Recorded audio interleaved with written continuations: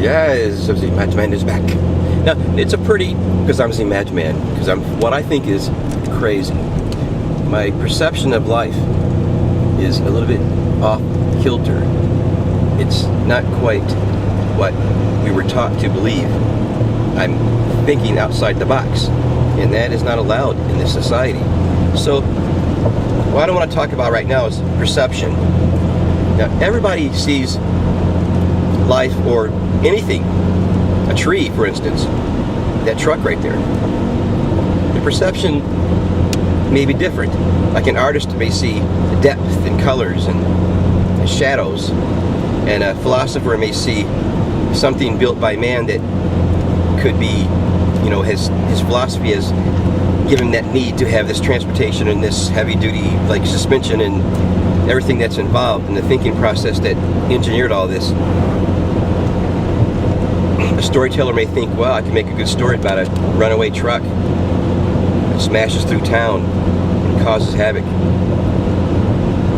And a person that works for a living may think, hey, there's a dump truck, let's go haul some dirt. So it's all perception. Perception can vary because we're humans. That's the human nature of things. We think. Most of us do. I mean, no, I wouldn't say most. I'd say 1/3 of us do. I think too much.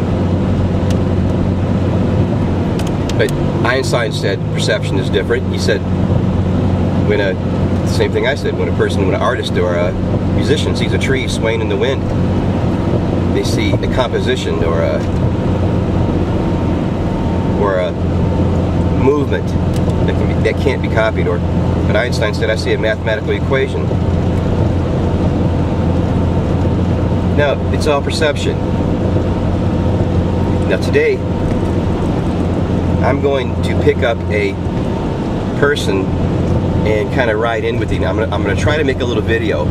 I'm not going to tell him it's going to be on YouTube. Nobody watches these anyway, so it doesn't matter.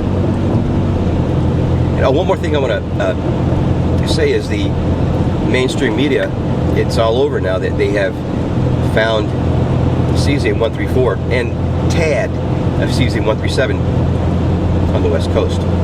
Well, we've been saying it's been there for years, and it has been ever since this thing blew. It blew right over.